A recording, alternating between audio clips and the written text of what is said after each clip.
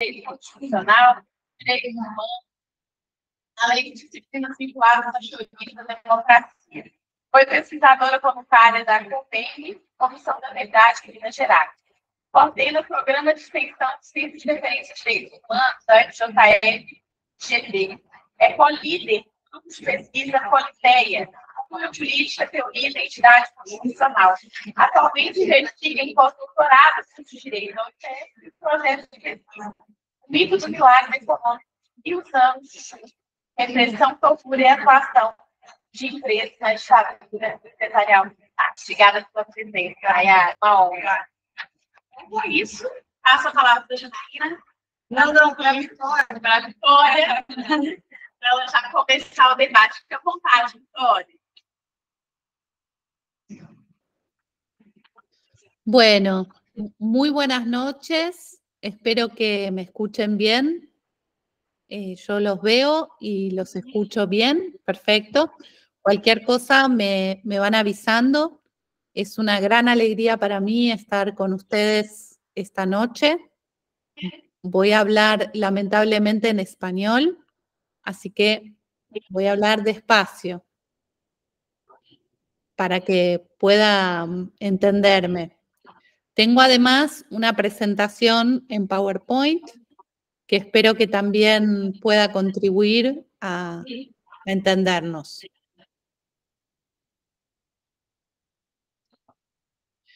Bueno, la presentación de hoy que les traigo va a tratar sobre los debates sobre la dictadura y el énfasis en la responsabilidad de las empresas y del poder económico en los crímenes contra la humanidad.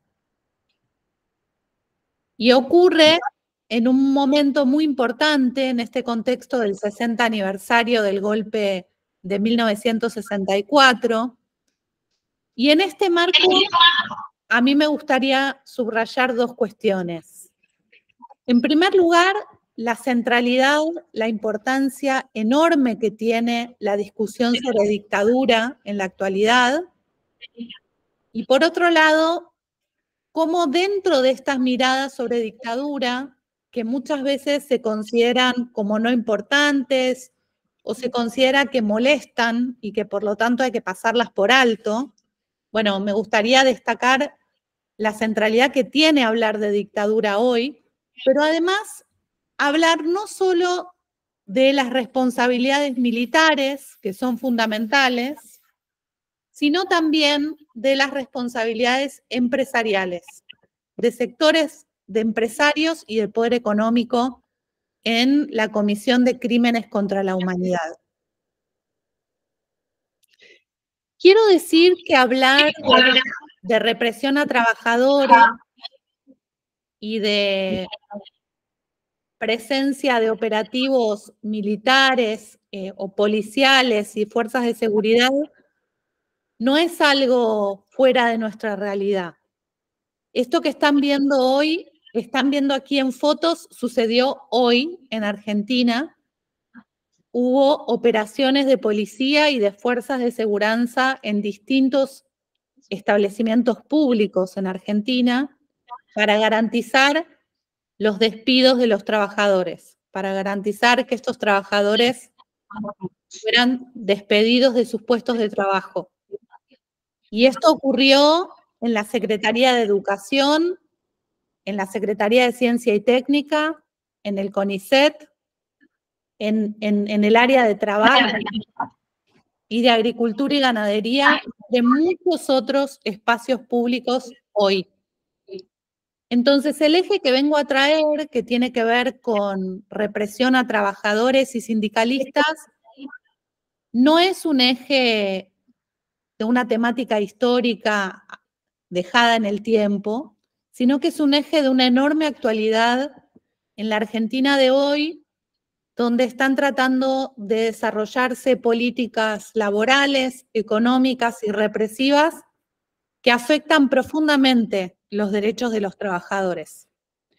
Creo por eso que cuando hablamos de la relación entre sectores patronales o empresariales y sectores de fuerzas de seguridad, no hablamos únicamente del pasado, sino que la discusión sobre dictadura interpela muy fuertemente el presente. Y por eso muchas veces es tan difícil dar lugar a la discusión de dictadura como creo que sucede en Brasil en este 60 aniversario. Bueno, como les decía, yo quería ver un poco la cuestión de dictadura y la relación con responsabilidad empresarial, y me parece muy importante subrayar, enfatizar las relaciones que hay entre Argentina y Brasil en este sentido. Aquí quería subrayar la enorme importancia que tuvo el GT de Trabajadores en el ámbito de la Comisión Nacional de la Verdad en Brasil y la enorme importancia del caso que justamente acaban de ver y de discutir, que es el caso de Volkswagen Brasil. Lo tenemos a Lucio Belentani, que fue una figura central en todo este caso y que con su denuncia, su compromiso y su instrucción a lo largo del tiempo permitió llevar adelante este caso, que fue motorizado también por las personas que estuvieron a cargo de este GT de Trabajadores, la doctora Rosa Cardoso y Sebastián Neto. Fue una figura muy importante para unir a los distintos sectores sindicales y desde el IEPI poder motorizar este caso Volkswagen. Allí empezó la relación nuestra, digamos, entre el IEPI, la doctora Rosa Cardoso y distintos sectores en Brasil. Esta foto es del 2014, hace 10 años, en el momento en el cual se hizo una conferencia de prensa para presentar algunas de las evidencias del caso Volkswagen. Y este tema ya estaba presente desde antes en la discusión de Brasil. Aquí tienen un dossier sobre cooperación económica con la dictadura brasilera, que es un dossier de la revista Anistía de 2013, que ya planteaba una serie de contribuciones y de discusiones en ese momento sobre el eje que se va a profundizar con el caso Volkswagen. Y esta relación continuó profundizándose a lo largo del tiempo y el caso terminó en este acuerdo millonario de reparación que se firmó finalmente y que permitió, entre otros, la apertura de un proyecto muy importante sobre responsabilidad de empresas por violaciones de derechos durante la dictadura, un proyecto llevado adelante por el CAAFI de la Unifespi y coordinado por Gastón Teles, Carla Osmo y Marilia Calazón. En todo este proceso hubo una relación muy fuerte entre Brasil y Argentina que permitió coordinar algunas de las pesquisas, investigaciones y trayectorias que se habían realizado previamente y permitió articular agendas de investigación que todavía se siguen proyectando hacia adelante y que son parte de la vinculación con Janaína y con todo el equipo organizador de este evento. ¿Me escuchan bien hasta aquí? Sí, sí, sí, sí. ¿Funciona bien o más o menos? No. Sí, ela funciona bien. Bien. Perfecto. Muy bien. Perfecto. Seguimos entonces. Bueno, eso en primer lugar. Quería decir, en primer lugar, mi punto central hasta aquí fue la centralidad de la temática de dictadura, cómo hablar de dictadura nos hace hablar de la democracia que tenemos en nuestros países y cómo, en términos de dictadura y responsabilidad empresarial, hay una relación construida entre Brasil y Argentina y un intercambio académico, científico y de pesquisa entre ambas cuestiones que ahora voy a pasarles a presentar. En el caso de Argentina, esta línea de trabajo sobre responsabilidad de empresas por crímenes contra la humanidad se fue construyendo a lo largo del tiempo articulando producciones del campo de la historia del trabajo, del campo de la historia económica y de la historia de empresas, y también con la historia política.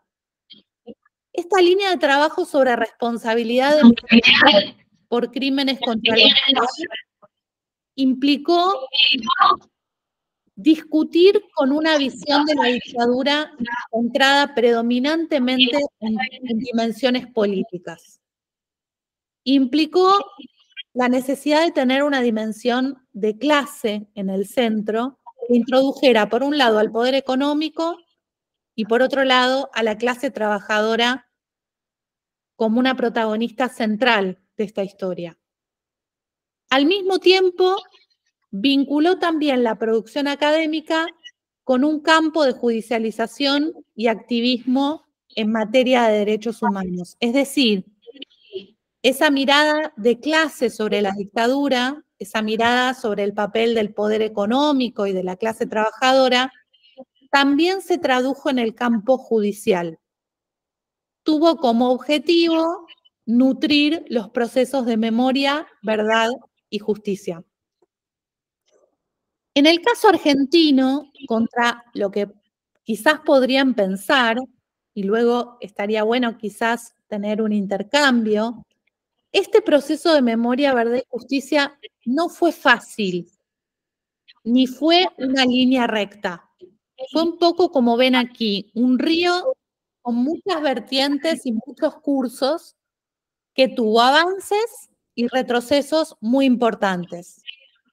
Uno de los avances más importantes fue el trabajo de la Comisión Nacional sobre la Desaparición de Personas en 1984. Otro paso muy importante fue el juicio a las juntas en 1985. Pero luego de eso, en 1986 y 1987, hubo leyes, las leyes de obediencia debida y punto final, intentaron terminar el proceso de judicialización, y en 1989 y 90 hubo indultos, es decir, perdones por parte del Poder Ejecutivo que frenaron el proceso de justicia. Este proceso de justicia se vuelve a reabrir entre el 2001 y el 2005 en un contexto de crisis monumental de la Argentina, en un contexto en el cual fue evidente el impacto del neoliberalismo.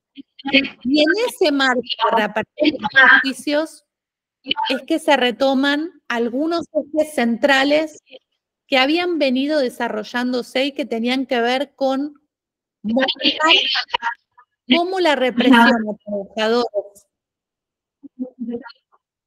en el caso argentino, había sido un eje central, ¿no? Aquí tenemos fotos que muestran que ya desde los años 90 la CTA, la Central de Trabajadores Argentinos, hizo una presentación en España marcando que una enorme cantidad de los desaparecidos habían sido trabajadores y sindicalistas. Y esto se retoma luego del 2001 con una gran cantidad de sindicatos que empiezan a tener direcciones de derechos humanos en sus organizaciones y empiezan a considerar que los trabajadores desaparecidos eran víctimas propias del sindicato y que estos sindicatos tenían que empezar a involucrarse seriamente en esta pelea por los derechos humanos. Entonces tenemos aquí una alianza entre organismos de derechos humanos, sectores de trabajadores y sectores del movimiento sindical. Una alianza que va a ser muy importante para lograr algunos puntos, como la producción de este libro que ven aquí, Cuentas Pendientes, Cómplices Económicos de la Dictadura, luego traducido al inglés, que fue un libro que suma a la dimensión económica de la dictadura como una cuestión central y se propone avanzar en formas de judicialización, es decir, avanzar en el proceso de memoria, verdad y justicia, en que estos responsables económicos, estos cómplices, a quien se llamaba cómplices en ese momento, pudieran rendir cuentas de lo que habían hecho. Luego de este libro, que fue publicado por primera vez en 2013, hubo una publicación importante en 2015, realizada por un equipo de cerca de 20 investigadores, en la cual se analizaron 25 grandes empresas de diferentes regiones del país y se propuso una metodología de trabajo sobre responsabilidad empresarial en delitos de lesa humanidad. Esto implicó el trabajo con una gran cantidad de archivos y de fuentes de documentación e implicó, como decía antes, trabajar con la historia de la clase trabajadora en Argentina, sus procesos de organización, de protesta y de disputa, y también diseñar un abordaje que permitiera tomar en cuenta distintas empresas de distintas regiones del país. Aquí tienen algunos de los casos analizados en esta investigación, que incluyeron empresas siderúrgicas de acero, del ASO, empresas ceramistas, empresas textiles y de calzado, empresas automotrices muy importantes como Ford, Mercedes-Benz y Fiat, empresas navales de construcción de barcos como Astilleros Río Santiago o los astilleros de Zona Norte, Astarza y Mestrina, empresas de alimentación como Molinos Río de la Plata, empresas ceramistas, de cementeras, ceramistas ya las mencioné, cementeras, es decir, de cemento como Loma Negra, y también ingenios azucareros en la zona norte del país, que fueron establecimientos muy relevantes para la represión y que permitieron ver casos de fábricas vinculadas también con ámbitos rurales. Estamos hablando de empresas muy grandes, de empresas de un tamaño muy considerable y que ejercían un poder muy significativo sobre sus respectivas regiones. Y lo que hizo esta investigación fue analizar cada uno de esos casos en profundidad, pero además analizó patrones de recurrencia, es decir, analizó la repetición de algunos fenómenos que atravesaban los casos y tenían niveles altos de repetición. Por ejemplo, los secuestros de trabajadores en los lugares de trabajo, lo encontramos en casi el 90% de los 25 casos que analizamos. El fornecimiento de informaciones privadas dos trabajadores y listas de delegados a fuerzas represivas. En más del 50% de los casos, la presencia de cuadros empresariales en detenciones, raptos y mismo torturas. En casi el 50%, contribuciones financieras para las fuerzas represivas. En casi 40% la utilización de vehículos de la empresa en operaciones de detención y aprehensión. En el 36% de los casos, pedido de detención de trabajadores por parte de directivos empresariales.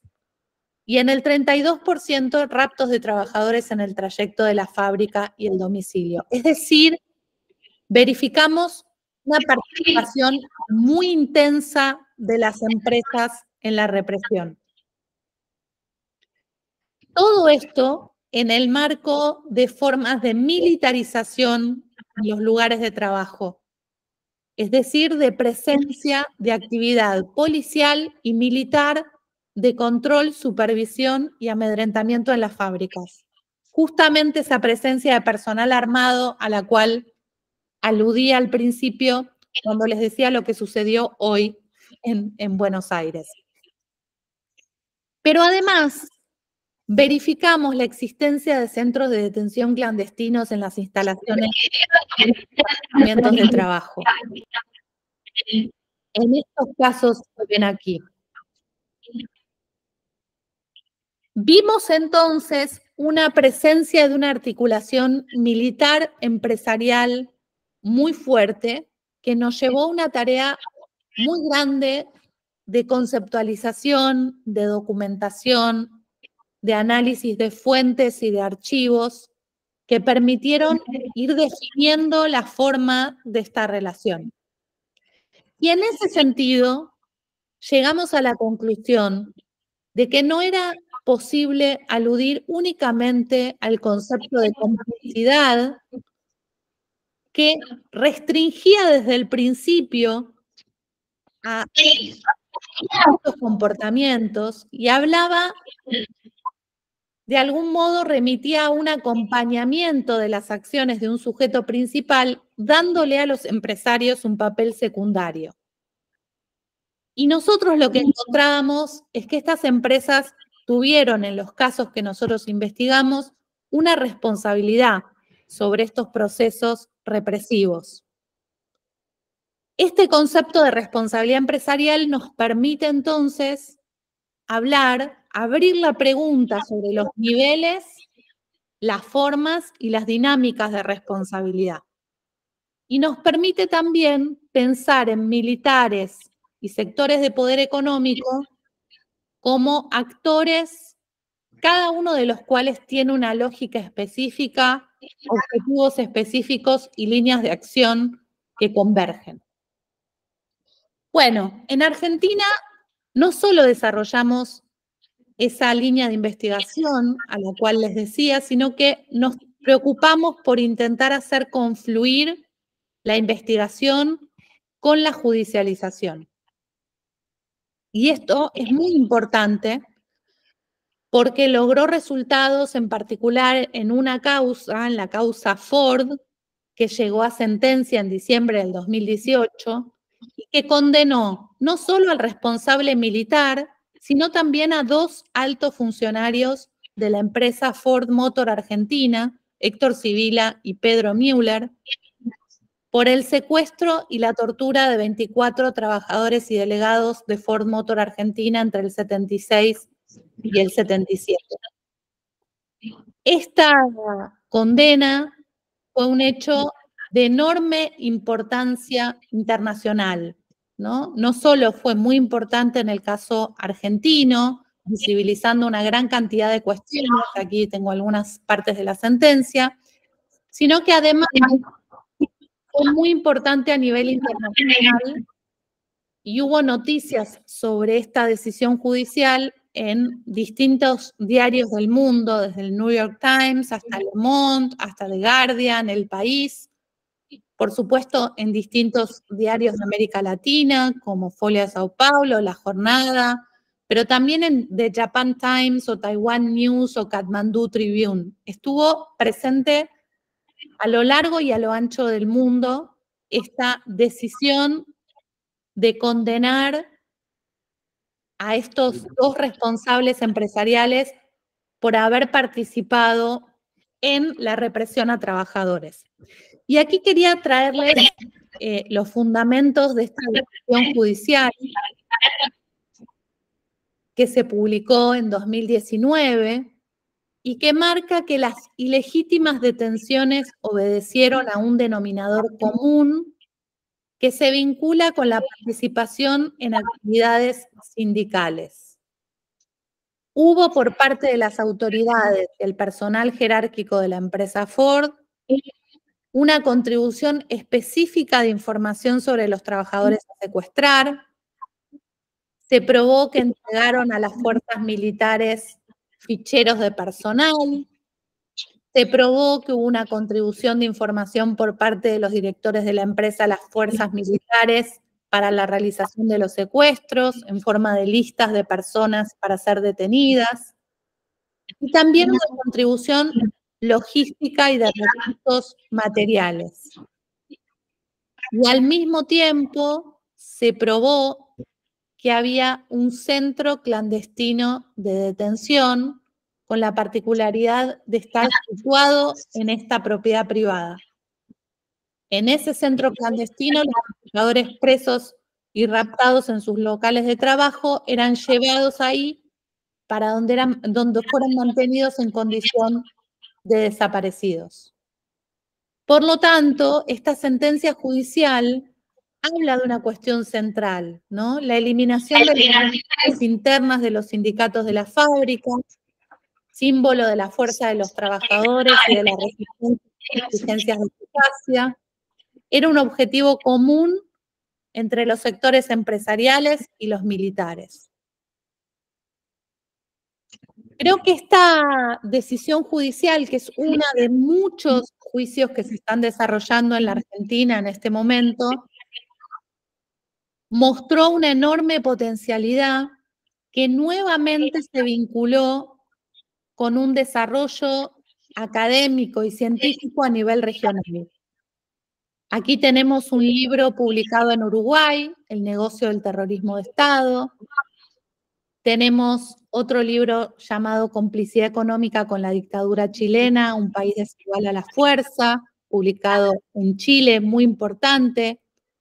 Esta línea de trabajo estuvo muy en vinculación con todas las producciones sobre historia del trabajo y el movimiento sindical en los distintos países de América Latina, y produjo una serie de dossiers conjuntos donde hubo participantes de Brasil, de Argentina, de Chile y en algunos casos también de Uruguay, que permitió empezar a mirar esta represión a los trabajadores y a los sindicalistas con una dinámica regional.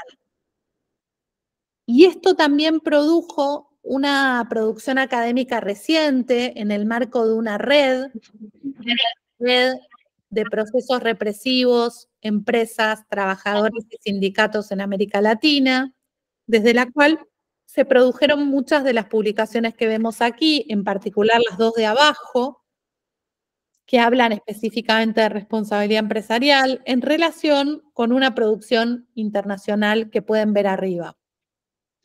Y esto también permitió avanzar hacia una confluencia con otras historiografías, en particular un trabajo con especialistas de Estados Unidos y de Alemania.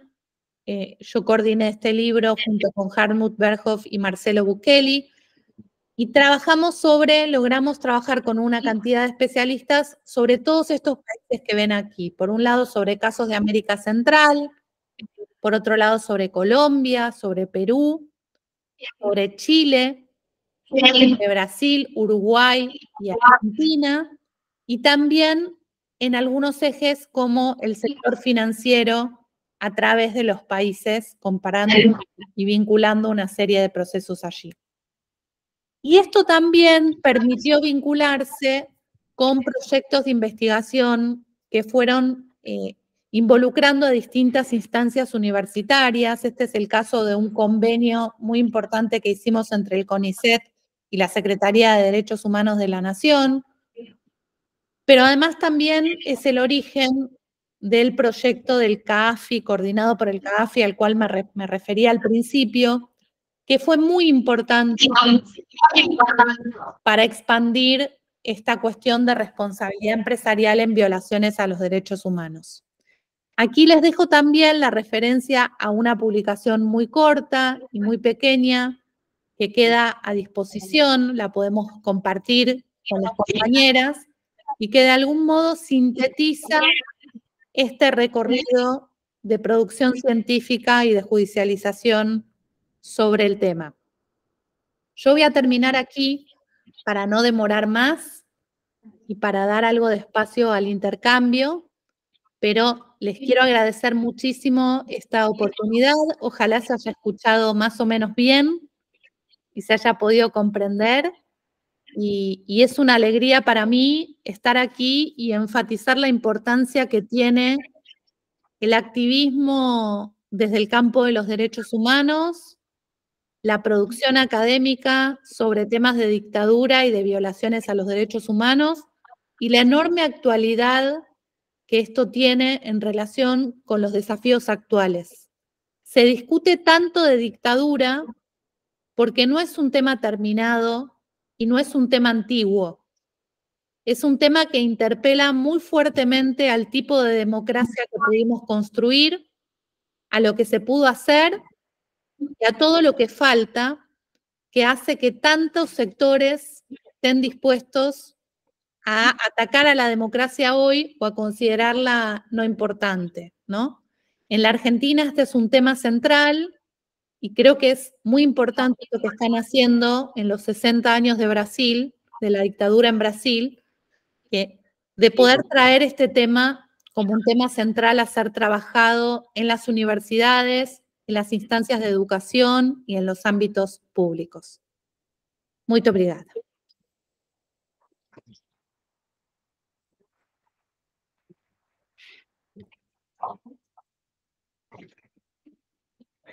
Agora a gente passa a palavra para a Nayara.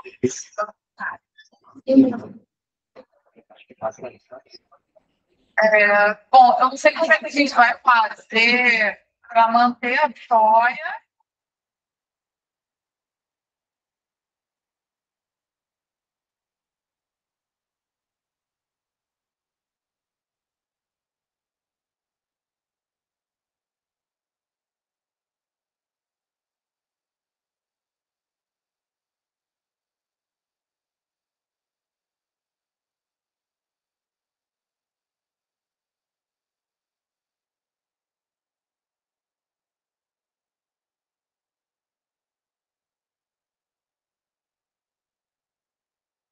Pode fazer. Agora você está me ouvindo? Agora você ouve a gente. Sí, ahora sí. No los veo igual. Vamos minimizar. Você recebeu pelo seu e-mail, né? Slides. Eu queria só mostrar os slides. Não sei minimizar. Selecione o vídeo.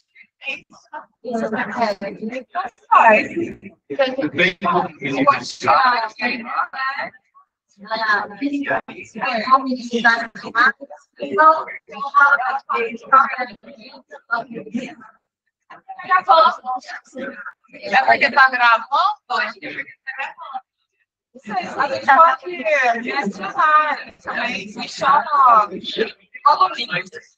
A Janaína vai te mandar. Vai mandar pelo WhatsApp? Pode ser? Ok. Posso pelo WhatsApp? Pelo WhatsApp, eu estou roteando meu celular. Agora, se você souber minimizar, eu acho que ele consegue minimizar essa tela. É porque ele cresceu, ele colocou ali, ó, o modo de execução. Onde é o modo? Aí, ó, saiu de modo, aqui, ó. Aí, tá, isso. Pronto. Vocês acham? Pensa assim, se você preferir... Vitória, você ouve a gente agora? Acho que não, né? Deixa eu lembrar. Ah, tá com o som desligado. Ah, tá. Vitória, você ouve a gente? Estoy aquí. Certo, estamos fazendo teste para poder apresentar o slide. No veo nada, no puedo ver imagen. Isso. Para ela ver. Ah, eu estou pedindo para entrar. Você me aceita? Aceita. A gente vai fazer ali, ó, no centro. Agora você consegue.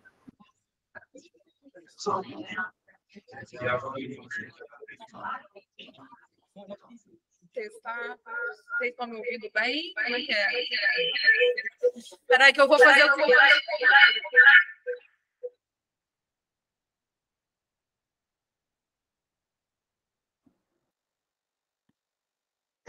agora, eu tinha que pegar o som. Tá todo mundo escutando direitinho? Tá. Aí, tá?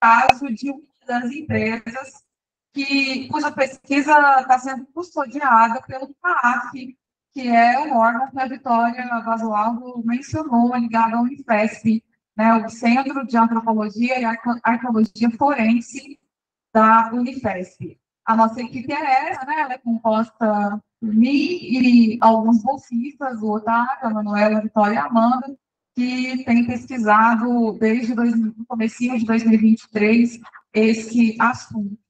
E para isso, né, eu acho que eu preciso definir um pouco esse campo de estudo que é tão pouco conhecido, porque é novo diante dessa perspectiva histórica, por assim dizer, né? A justiça de transição, ela começa a ser estudada e investigada na década de 90.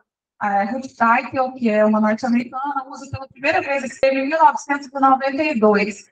Então, essa justiça adjetivada como justiça de transição é um conjunto de medidas judiciais ou não judiciais, de mecanismos voltados à reparação, ao resgate da memória, ao resgate da verdade, à justiça e a reformas institucionais depois de regimes ditatoriais, regimes autoritários, regimes autocráticos, regimes totalitários. Essas medidas, né, esse conjunto de medidas, ele pode ser judicial ou não judicial. A gente viu no filme exibido pela Volkswagen, pela organização sobre a Volkswagen, que ali a gente já tinha um conjunto de medidas judiciais. O Ministério Público Federal estava envolvido na investigação desses atos, de modo que havia, então, um aparato institucional tentando, então, resgatar essa memória, né? Mas existem medidas não judiciais, existem comissões de familiares de mortos de desaparecidos, organizações não governamentais, conjuntos da sociedade civil, institutos que podem, então, promover essa reparação. No Brasil, a gente teve uma série de problemas em relação à nossa transição. Quer dizer, a justiça de transição, ela aparece para reunir, então, né, a memória, a verdade, a justiça, a reparação e as reformas institucionais, desde que a gente tem uma transição de um regime autocrático, ditatorial, para uma democracia. No Brasil, então, a gente teve 21 anos de regimes militares, né? E aí a gente começa a pensar nessa transição que os militares queriam que fosse lenta, gradual e segura, mas para quem? Né? Para eles. Então, a gente tem uma série de problemas com a nossa justiça de transição, porque a nossa transição também foi problemática. Eu vou falar um pouquinho, bem rapidamente, sobre isso. Eu costumo pensar que a nossa justiça de transição é profundamente negligenciada, ela foi tardiamente iniciada. Se a gente imaginar que o último regime militar no Brasil foi em 1985, e a gente só teve, então, uma Constituição nova em 1988, sendo que os trabalhos do Constituinte começaram no final de 86, 87, a gente demorou realmente para começar a pensar. A gente tinha restos dessa ditadura ainda permanecendo ali, como ainda tem restos da ditadura, né? O professor Edson Pérez, irmão da Gitanina, tem um livro que se chama Resta da Ditadura. E a gente tem muitas coisas que restam da ditadura, né? A gente não teve reformas institucionais efetivas, nós temos pouquíssimas reformas institucionais. A nossa Comissão Nacional da Verdade foi instalada por lei só no governo Dilma, em 2012, com um relatório entregue, então, em 2014. As recomendações do relatório da Comissão Nacional da Verdade não foram implementadas. A gente tem, então, leis da ditadura que permanecem como um conjunto de legalidade autoritária. A gente tem esse termo no direito, estrutura de direito, né? Não sei se vocês perceberam isso da leitura ali do meu currículo, né? Sou professora de direito esses mecanismos institucionais no direito quase nunca são efetivos. A gente tem esse conjunto de legalidade autoritária, esse termo ele é cunhado por um cientista político chamado Guilherme O'Donnell, que pesquisou esse conjunto de leis e de mecanismos institucionais dentro da ditadura que, de certa forma, legitimavam esse governo, né? E aquilo que interessa, que ainda permanece legitimando. Então, a gente tem a lei da anistia de 1979, que permanece em vigor até hoje. Ela foi questionada no Supremo Tribunal Federal, né? Quando a gente tem uma lei que não é compatível com a Constituição Federal, a gente chama essa lei de inconstitucional, ela não é compatível, a sua compatibilidade não é segura, não é de acordo com a Constituição Federal. E é por isso que o Supremo Tribunal Federal julga essas ações, de vez em quando você deve ver no noticiário, né? As ações diretas de inconstitucionalidade. E, no caso, a gente tem uma outra ação, que é a ação declaratória de descumprimento, perdão, ação de descumprimento do preceito fundamental, que é um outro mecanismo para que o STF avalie a compatibilidade ou não com a lei com a Constituição.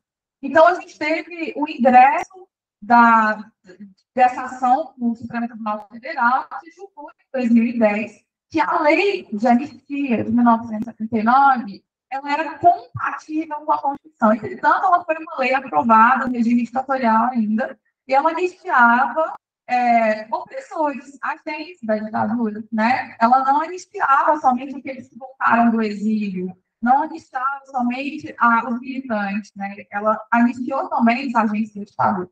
E o STF, em 2010, que teve a oportunidade de reverter essa situação, não reverteu. Hoje a gente tem uma ação em curso, uma nova ADPF, depois da condenação do Brasil na Corte Interamericana de Direitos Humanos, para tentar, então, mais uma vez, fazer com que o Brasil repense essa postura e declare essa lei de anistia inconstitucional, incompatível com a Constituição Federal e possa, então, rever esses mecanismos. A Vitória falou para a gente da lei do ponto final, de 86, e dos mecanismos que também tentaram apagar esse passado na Argentina e dos movimentos que se levantaram contra essa tentativa de amnésia institucionalizada, esquecimento institucionalizado, né? Uma espécie de esquecimento obrigado. Né? E no Brasil a gente ainda tem lutado por isso. Recentemente o STF se manifestou, fez um movimento, um gesto para retomar o julgamento que está parado dessa nova ADPF, que recebe o número de 320, para que a gente possa rever essa lei novamente, mas ainda continua os autos dessa ação, né, esse processo, ele está, então, suspenso, porque o relator pediu vistas, um dos ministros do STF pediu vistas desse processo e eles não têm prazo para desenvolver esses processos, né? Então, diante das últimas falas, por exemplo, do presidente da República, do Lula, de que a gente não deve remoer o passado, é bem provável que o STF demore muito para retomar essa ação, se ele vai retomar essa ação.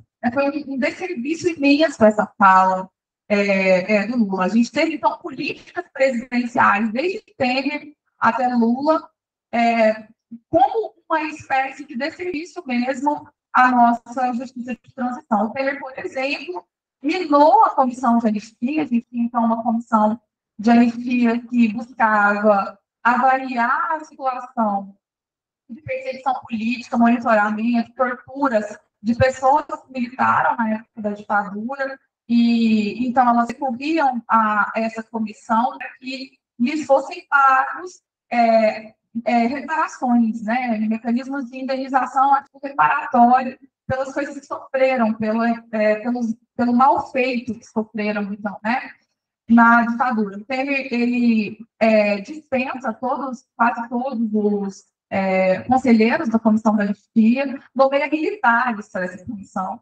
E o que, então, mina todo o trabalho dessa comissão, e a partir daí, uma série de pedidos de anistia começaram a ser negados. Depois, no governo Bolsonaro, a coisa ficou muito pior. A Comissão da Anistia era ligada ao Ministério dos Direitos Humanos.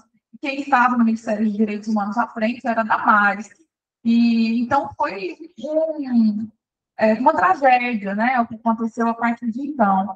E a Comissão Especial de Mortos e Desaparecidos, que também foi desabilitada, e a Janaína talvez possa falar um pouco mais sobre essa questão também, porque é um campo em que ela visa de uma forma mais imediata. E com isso, a gente tem muitos problemas na nossa justiça de transição brasileira, que comprova aquilo que Florestan Fernandes falava lá em 1989. A nossa transição ela foi negociada, uma transição acordada, né, feita por acordo, uma transição transada. Embora a gente tenha tido a luta de trabalhadores, de trabalhadoras, da sociedade civil organizada, de estudantes, de professores, de intelectuais, desde a ditadura até a transição, essa luta ela ficou obscurecida, né? Essas memórias que Michel Pollack, historiador, chama de memórias subterrâneas, elas ficaram mesmo no subterrâneo, elas não foram chamadas à tona para compor a memória coletiva na nossa transição, para então nivelar esse passado autoritário. Então, a nossa transição de forma oficial, ela não se pauta nessas memórias e os processos de justiça de transição passam a ser comprometidos, né? Passam a ser, então, violados também, né? De certa forma, violados também. Bom, e um dos mecanismos, talvez, mais importantes institucionais da nossa justiça de transição, para além da Comissão Especial de Mortes e Desaparecidos, que é fruto da luta de familiares de mortes e desaparecidos, a gente teve a instauração da Comissão Nacional da Verdade, no governo Dilma, por lei, né? E algumas comissões da verdade estaduais e municipais. Eu fiz um salto grande aqui por causa do pouco tempo que eu tenho, você pode me ir cortando a minha fala aí na medida que eu for ultrapassando o tempo, mas eu estou fazendo esse salto para a gente chegar, então, nessa questão das empresas com a ditadura. Os mecanismos, talvez, institucionais mais expressão que a gente teve foi a Comissão Nacional da Verdade e o relatório. A Vitória colocou foto dela com o Sebastião Neto e a Rosa Cardoso, que é advogada, jurista, em 2014, no contexto do GT de trabalhadores, né? Que então visou apurar a violação de direitos de trabalhadores e trabalhadoras na época da ditadura. Esse GT, então, produziu uma série de provas, de um relatório substancial, e nesse relatório ficou provado, então, que a ditadura, para além de criar um aparato repressivo centralizado, que era o SNI, né, criado e idealizado pelo general Gobeli Couto Silva, havia também outros órgãos de controle distintos, públicos e privados, que estabeleciam o monitoramento, o controle e a repressão de ordem política, cultural, sexual, comportamental. A Janaína talvez fale um pouco da divisão de monitoramento e de segurança da Petrobras, né? Ela investiga a Petrobras, mas uma série de empresas tinham essa divisão de monitoramento, de segurança e de informação. O vídeo que a gente assistiu um pouco antes aqui mostrou a divisão da Volkswagen, né? A empresa que eu pesquiso também tinha essa divisão de informações, e quase todas elas tinham, ainda que não fossem tão expressivas quanto a da Petrobras, que era uma estatal, né? A da Embraer, que era uma estatal, e a da Volkswagen. Mas todas praticamente essa aliança com os órgãos institucionais do aparato repressivo, né? Faziam, então, esse leva e traz para os órgãos, para o DOI-CORD, para os mecanismos, então, de vigilância e de repressão. Quando a Comissão da Verdade, então, lá em 2014, quando foi entregue, 2012, 2014, né, no centro das investigações dos GT de trabalhadores, a gente começa a entender que as empresas colaboraram com a ditadura, foram cúmplices da ditadura e mantinham um vínculo com a ditadura. As comissões da verdade estaduais e municipais que passaram a ser criadas também começaram a investigar a relação de empresas com a ditadura. Em 2017, foi lançado o relatório da COVENG. Parou, né, deixa eu tentar novamente aqui. Eu perdi a conexão, porque eu acho que eu estou roteando do meu celular aqui, gente. Sim, né?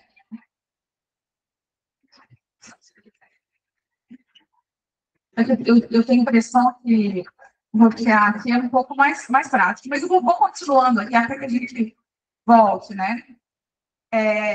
A COVEND, o relatório da COVEND, que é a Comissão da Verdade de Minas Gerais, que saiu em 2017, ele conseguiu, então, também apurar que uma série de empresas que tinham conexão com a ditadura já denunciadas pelo relatório da CNV, realmente tinham essa conexão, e o relatório da COVEND trouxe mais provas ainda, né, para esse conjunto de provas que a CNV já tinha apurado. Então, quando saiu o relatório da COVEND, o que a gente faz? A gente para de exibir, gente, não sei o que aconteceu aqui. Bom, o relatório da COVEND... não sei, talvez. Eu não, porque acho que eu perdi para a conexão mesmo. O meu roteador aqui é um GSV. Ativar. Era mais que eu queria umas fotos também, que eu queria mostrar para vocês e tudo mais. Mas se não falar, tem problema. Qual que é o nome do seu? Aqui é o meu. A saída tá ali. Que nome?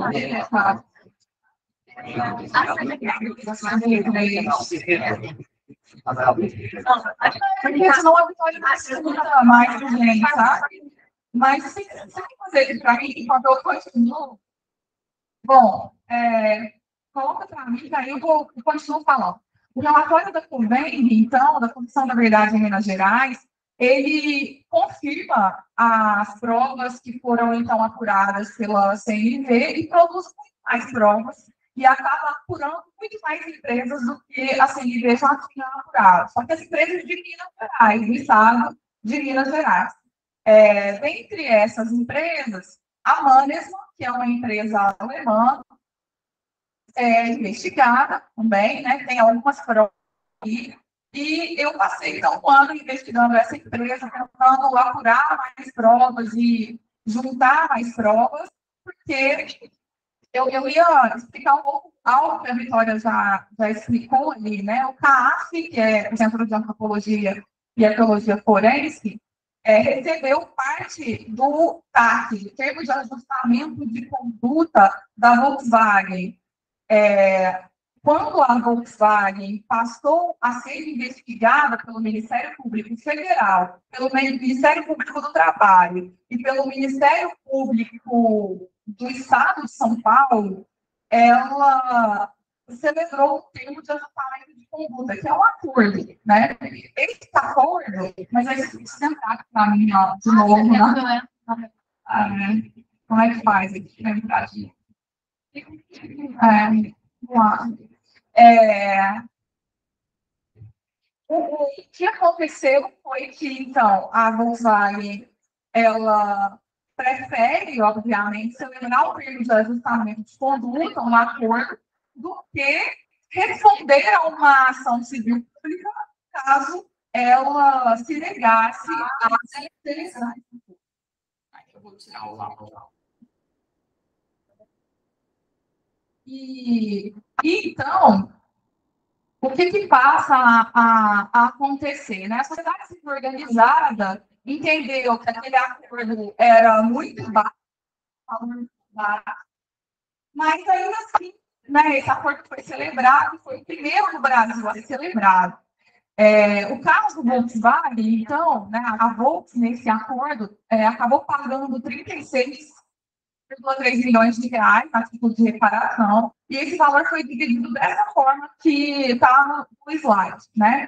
De forma que a Unifesp, o CAAF, né, recebe 4,5 milhões, 2,5 milhões foram voltados à identificação da ossada, da vala de Perus. Não sei se vocês conhecem esse caso, né? Mas se não conhecerem, depois vocês pesquisem aí, que é um caso muito interessante, né? De 1.049 ossadas que estão sendo identificadas pelo CAAF, pelo Unifesp. Tem até um podcast bem interessante que chama Vala de Perus, do Camilo Boanucci, que são 7 episódios que contam um pouquinho dessa história desde o começo, como é que chega até o CAAF e tal. e 2 milhões para novas pesquisas sobre a publicidade de empresas, que são essas empresas que a Vitória também colocou ali. Dentre essas empresas, né, a Petrobras, a Folha de São Paulo, a Fiat, a Itaipu, a Companhia Siderúrgica Nacional, a Losapar, que é do Arroz do João, a Paranapanema, a Aracruz-Celulose, aqui no Espírito Santo, que dizimou comunidades indígenas quilombolas, né, na ditadura, a Cobrasma e a oposição, e depois, em 2023, até o começo de 2024, passaram a ser investigadas por um outro TAC celebrado pelo MPF, a Embraer, a Abel Mineira e a Manga. Não acaba do tempo? Bom, então, através dessa pesquisa documental, processos judiciais, de pesquisa bibliográfica e entrevistas, a gente constatou, é que eu vou pular um pouco, essa é a Mannesmann hoje em Belo Horizonte, ela não se chama mais Mannesmann, houve uma joint venture, que é uma fusão, né, entre empresas, a Valorec fundiu com a Mannesmann, e hoje é a mesma empresa desde então, né, a estrutura física é essa, é uma das maiores siderúrgicas do país, e constatou-se que, através, então, tanto da relatório do convênio quanto da nossa pesquisa, que houve uma reunião em Belo Horizonte, no edifício Cacaiá, em janeiro de 1964, que vários empresários, mais de 70 pessoas, se reuniram com o general Carlos Luiz Guedes, que era uma espécie de número 2 do general Olímpio Mourão, para, então, articular ações para que o golpe fosse bem sucedido, né? Aqui, agora são mais pontos e figuras, né? Aqui são os livros e documentos que comprovam que havia, de fato, essas pessoas na Mannesmann, né, da Mannesmann, nessa reunião, articulando o golpe, para, então, executar essas ações que barrariam qualquer resistência a Jango. A partir do golpe, houve uma intervenção militar no sindicato, destituindo todas as lideranças. O MCA era uma das maiores lideranças e funcionário da Mannesmann, foi preso e torturado por 6 vezes durante a ditadura. Aí houve 4 greves, eu vou passar bem rapidamente aqui para elas, essa greve de abril de 68, essa greve de outubro de 68, nessa greve de outubro de 68, uma série de trabalhadores foram presos, né, mais de 300 trabalhadores foram presos. Depois a gente teve uma greve em 78 e uma greve em 79, 2 greves em 79. Dessas greves todas, e aí eu ia mostrar foto para vocês aqui, mas vou deixar para um outro dia.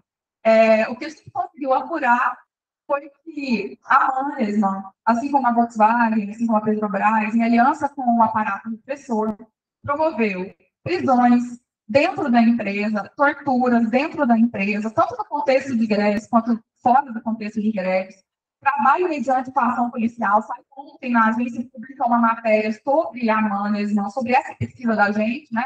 E que, inclusive, tem um desenho, uma arte de um fuzil nas costas de um trabalhador, porque havia a polícia dentro da fábrica, obrigando os trabalhadores a trabalharem com fuzis nas costas na greve de outubro de 68, além dessas 300 prisões que aconteceram lá. Esse trabalho de anticipação policial, feito em massa, produção de listas sujas, né? Isso é uma das maiores violações, assim, das mais recorrentes violações que a gente conseguiu apurar, além de salários, de valores devidos, de uma série de direitos, direitos relacionados ao direito do trabalho, que são considerados também direitos humanos e, por isso, graves violações.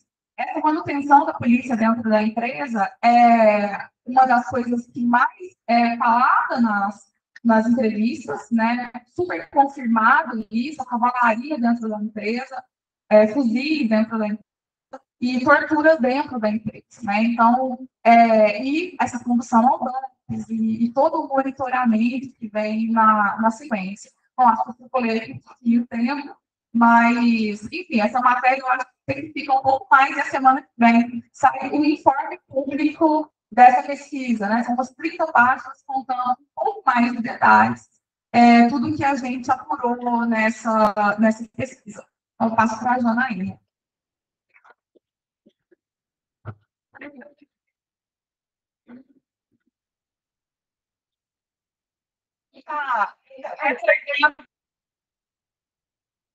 não é por eu pensar, de estar sentindo, entendeu? Não, a gente vai tentar nos ouvintes, para assistir. Não dá certo. Não fala dele para mim.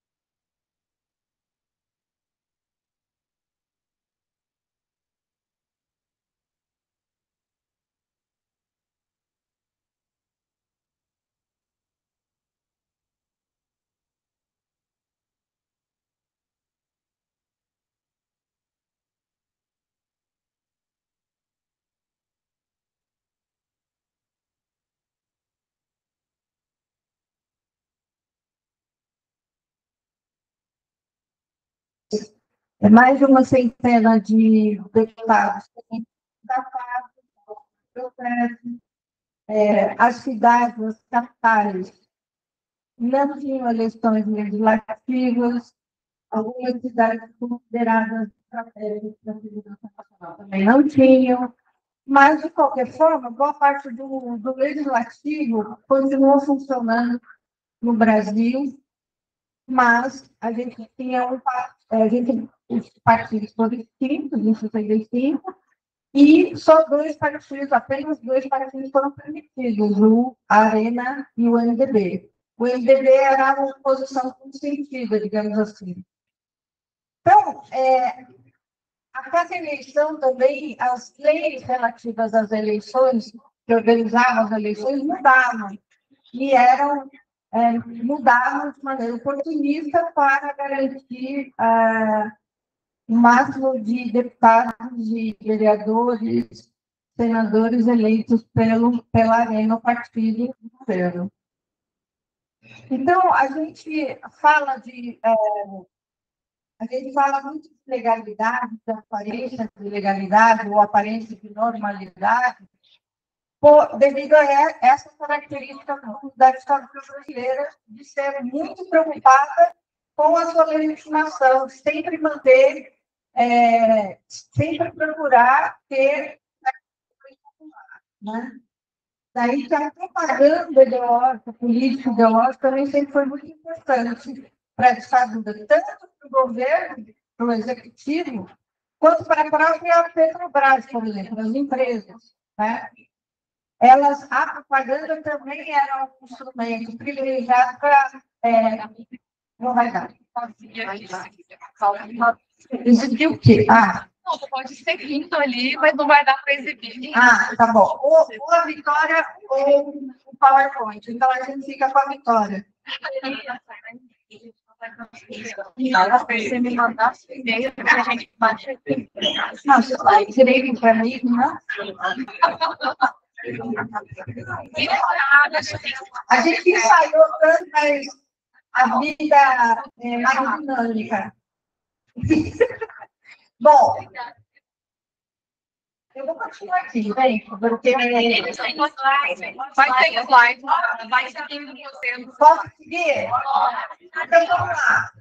Bom, então, nós estamos falando da questão da legalidade de exceção, e eu acho que um outro aspecto importante que a Tayara mencionou é a questão da transição pactuada, negociada, acordada por cima, né, pelas lideranças, pela elite, etc.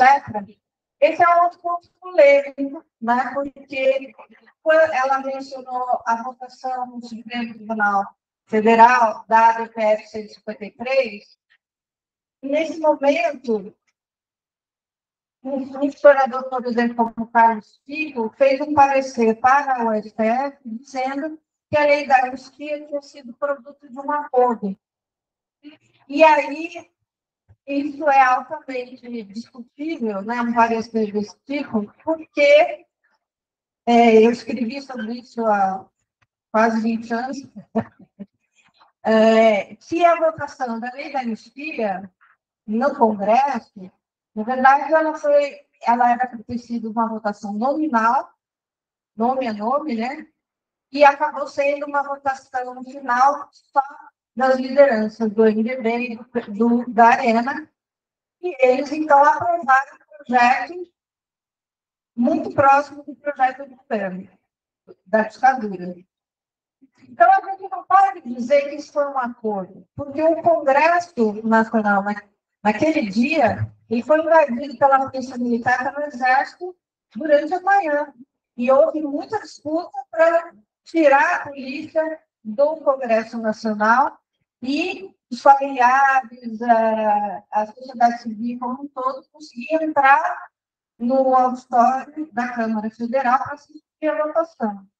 Houve duas votações que eram uma espécie de ensaio para ver quanto estava a correlação de forças, e nessas duas votações, o governo quase perdeu. O primeiro por quase por 12 votos, depois por 6 votos. Então, por isso que eles acabaram decidindo fazer uma votação de liderança e não mais uma votação nominal. Então, esse é um dos aspectos mais importantes da nossa transição, é entender como foi a votação da lei da anistia, como foi a campanha da anistia, porque a campanha da anistia, ao contrário dos outros países da América Latina, ela partiu da sociedade civil, da oposição no Brasil. E ela exigia, militava a anistia para os perseguidos políticos, não para os torturadores, né? Então, esse aspecto é fundamental a gente entender. Ainda se estuda na escola que a anistia foi recíproca, ou seja, foi para os dois lados. E a lei da anistia, conforme a interpretação predominante, a que prevaleceu, a que está valendo até hoje, na prática, ela não anunciou, por exemplo, os guerrilheiros que participaram da luta armada e que estavam envolvidos em ações que resultaram em morte. Então, já começa errado por aí, porque os dois lados foram anunciados. O lado das oposições das esquerdas não foi completamente anunciado. E aí a gente pode discutir longamente sobre isso, mas não é o caso, né? Eu só queria falar, então, que essa questão da lei da anistia ser considerada recíproca é a nossa adaptação da lei dos dois demônios que estão difundida na Argentina.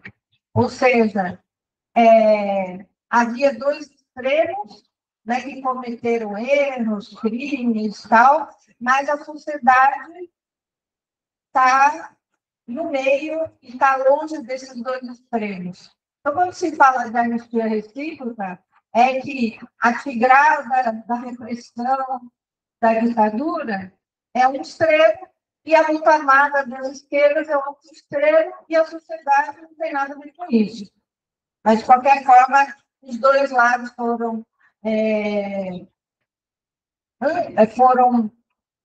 anistiados, e nós seguimos sendo, então, um país democrático, dentro da normalidade, felizes, com uma igualdade racial, com samba e tudo mais, né?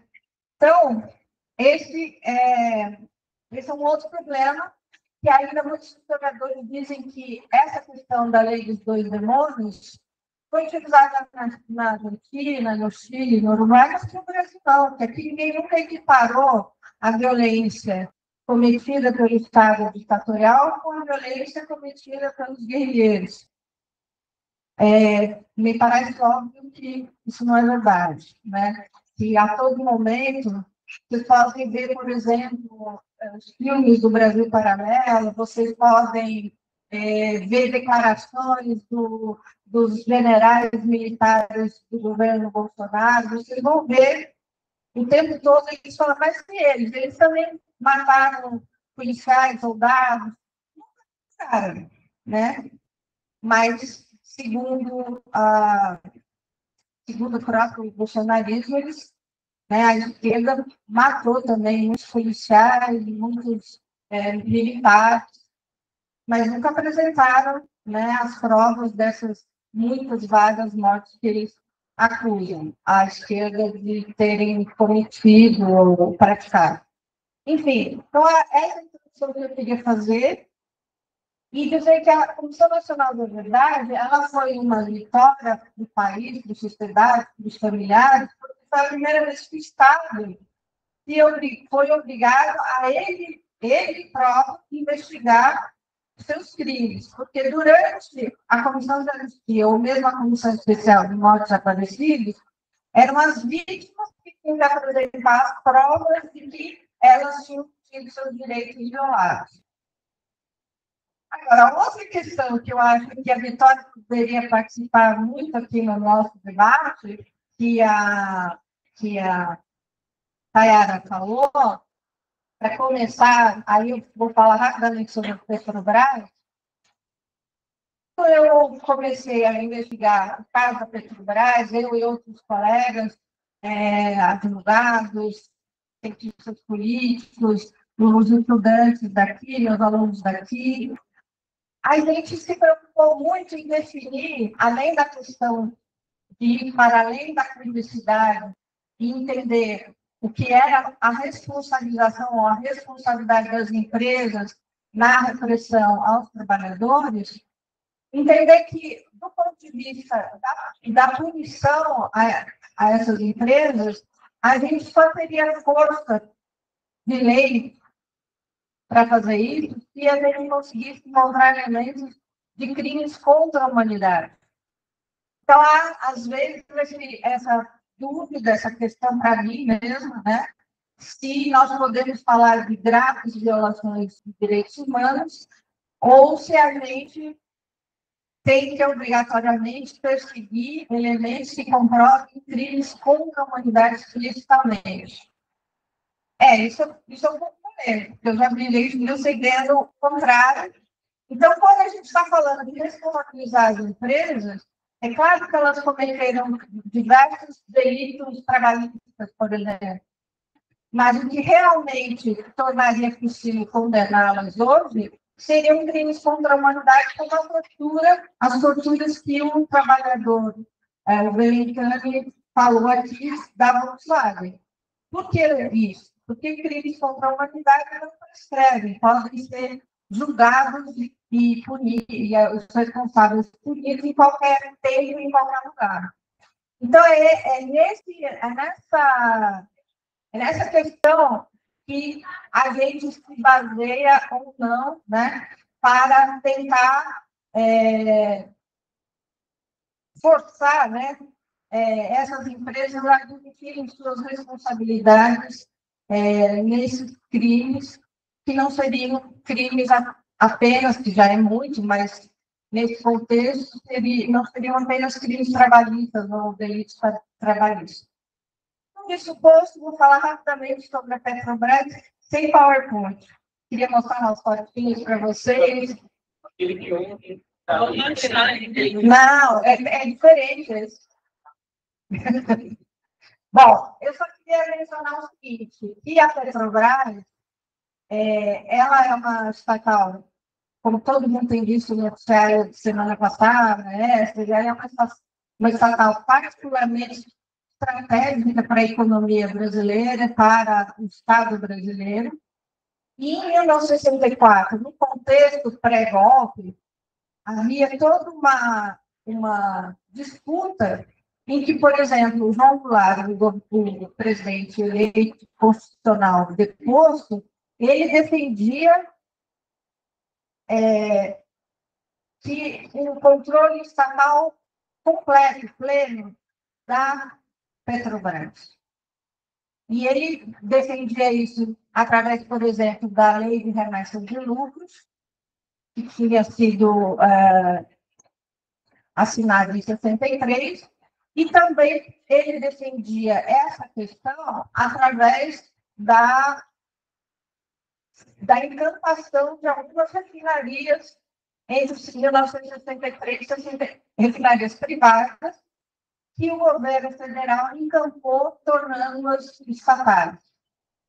Então, nesse contexto, esse foi um dos grandes motivos também, além da luta pela reforma agrária e a resistência de parte da elite brasileira de aceitar uma reforma agrária, né? Também tinha esse problema de que o petróleo era fundamental para a expansão do capitalismo monopolista, que estava acontecendo naquele momento, durante a Guerra Fria, e para as multinacionais era importante entrar no mercado brasileiro e se apropriar de boa parte desse petróleo brasileiro. Então, quando ocorre o golpe, essas duas medidas são rapidamente extintas, né? Então, a remessa de lucros passa a ser livre no Brasil, das empresas multinacionais, e o capital estrangeiro começa a entrar na Petrobras. Então, há uma flexibilização e a Petrobras não passa a ser completamente estatal, totalmente estatal. Só que acontece um problema, né? O Brasil, ainda acontece uma outra questão, porque o Brasil começa não tinha autonomia na produção de petróleo e começa, em vez de investir na produção para conseguir extrair petróleo em diversas áreas do país, ele investe mais no refino, na distribuição e comercialização, e para isso usa os contratos de risco, que são os contratos que você pode abrir o capital estrangeiro para as multinacionais, e é por aí que o capital estrangeiro entra na Petrobras e começa a muitos lucros dessa forma. Então, o Brasil importava o petróleo e dava para particulares o refino, a distribuição, uma parte, né, do refino, da distribuição e da comercialização do petróleo que o Estado comprava, né, através da Petrobras. Bom, então, esse é o primeiro grande delito, se pode dizer, ou crime, que foi cometido no âmbito da Petrobras, porque ela favorecia determinados setores, sobretudo o capital estrangeiro, e não os interesses nacionais. Então, as vantagens que o capital estrangeiro tirou disso foram enormes. Até hoje a gente não faz ideia de quanto isso, em dólares, quanto isso custou, né? Bom, então, essa era a grande questão para a coalizão golpista, que deu o golpe de 64, essa era uma das grandes questões, porque o petróleo era um instrumento básico para proporcionar essa expansão do capitalismo. E, então, logo de cara, a Petrobras foi alvo de uma comissão geral de investigação, uma CGI, que envolveu 3.000 trabalhadores, indiciou, não sei bem o termo, investigou 3.000 trabalhadores, alguns dizem que foram demitidos 13, outros dizem que foram demitidos 600. Fala, Camila. 13 em Minas Gerais. Um pouco mais de 600 no Brasil todo.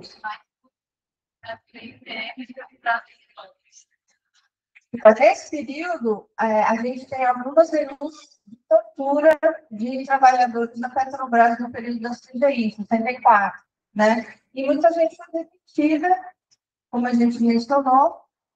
Então, aí se cria um aparato repressivo.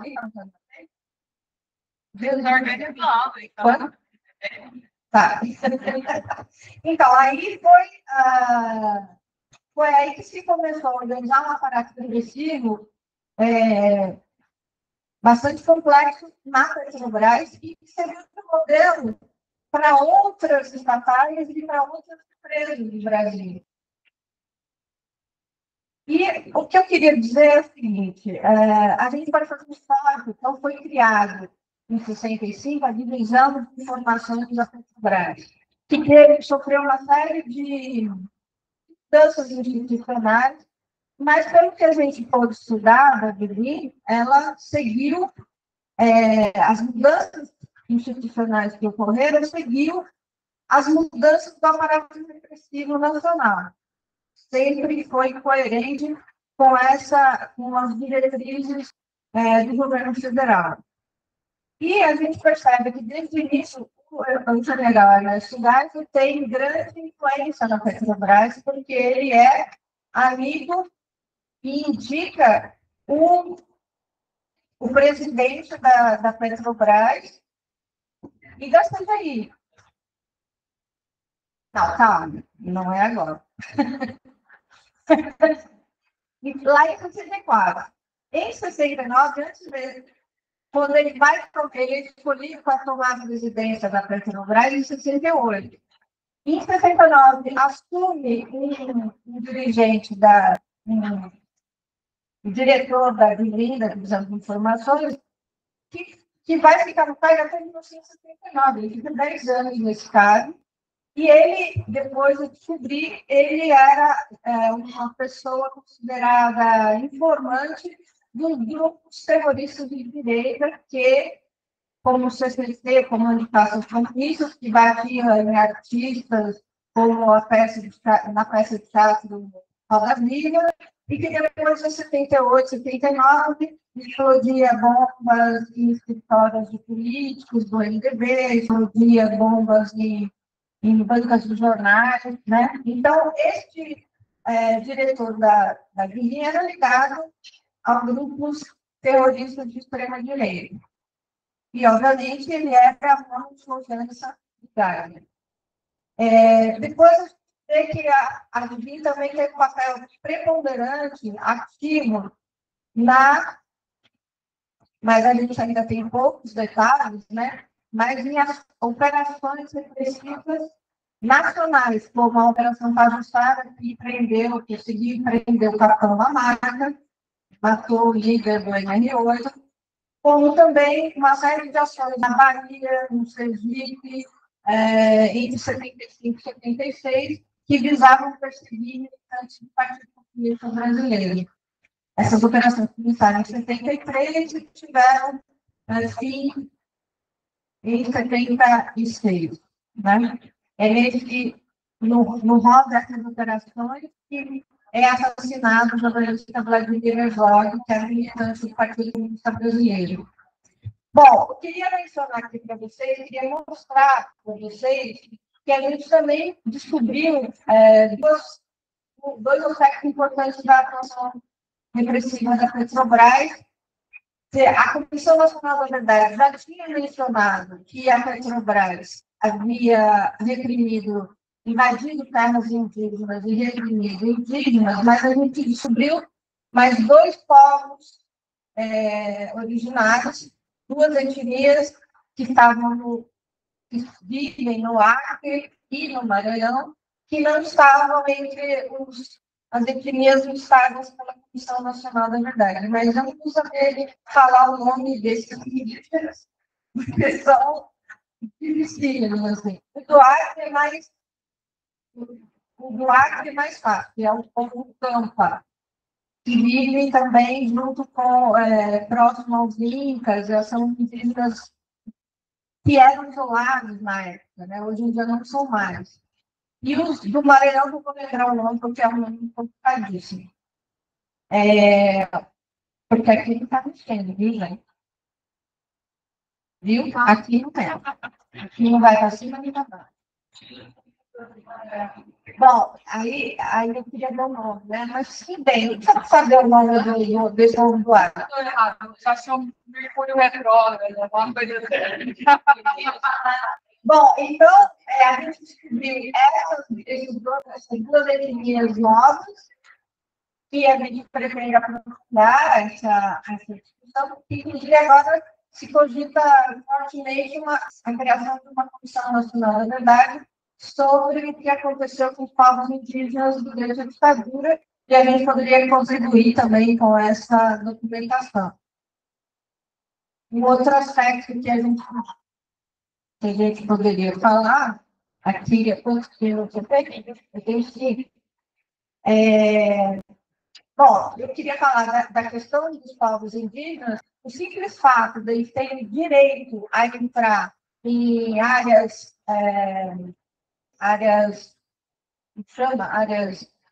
preservadas,